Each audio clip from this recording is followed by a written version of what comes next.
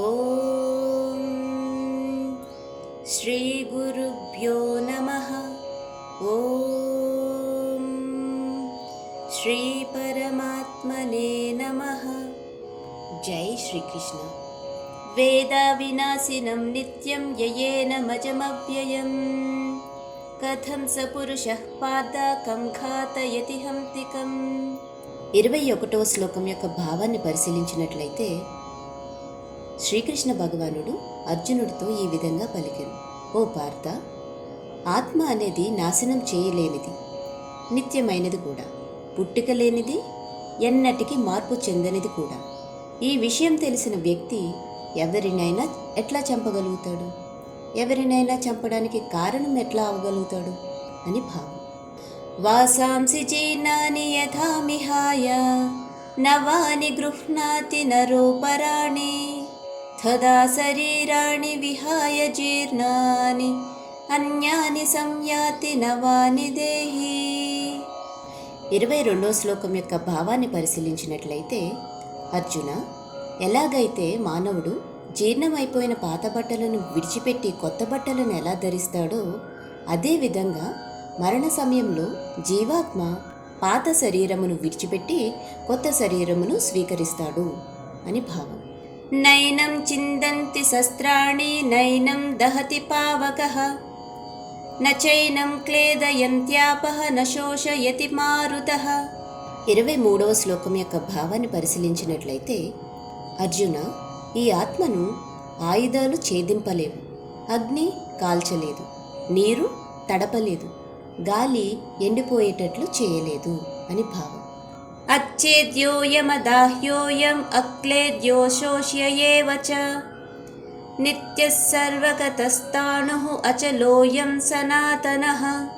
24వ శ్లోకం యొక్క భావాన్ని పరిశీలించినట్లయితే, అర్జున, ఈ ఆత్మ అనేది విచ్ఛిన్నం చేయలేనిది మరియు దహింపశక్యం కానిది, దానిని తడుపుటకు కానీ ఎండబెట్టడానికి కానీ సాధ్యం కానిది.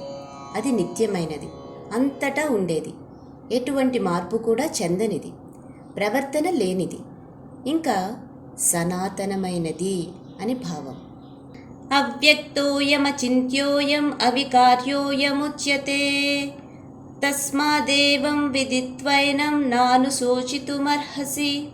25వ శ్లోకం యొక్క భావాన్ని పరిశీలించినట్లయితే, అర్జున, ఆత్మ అనేది అవ్యక్తమైనది, అంటే కనిపించనిది, ఊహాతీతమైనది, మార్పు లేనిది.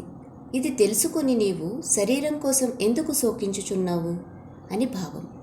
అత చైనం నిత్యజాతం నిత్యం వా మన్యసే మృతం తదాపి త్వం మహాబాహో నైవం శోచితుమర్హసి.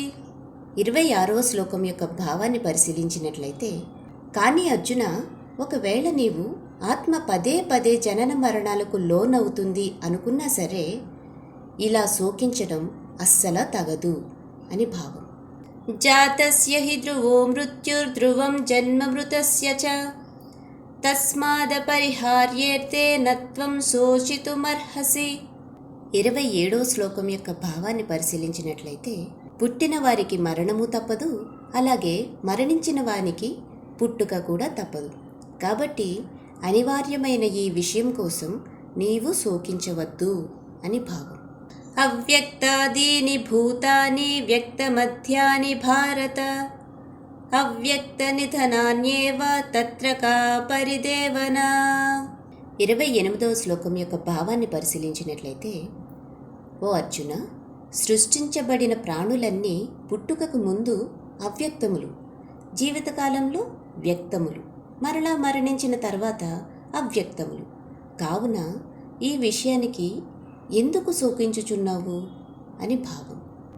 ఆశ్చర్యవతస్పతి కశ్చిదేనం ఆశ్చర్యవద్వదతి తథైవ చాన్యః ఆశ్చర్యవచ్చైనమన్య శృణోతి శ్రుత్వాప్యేనం వేద న చైవ కశ్చిత్.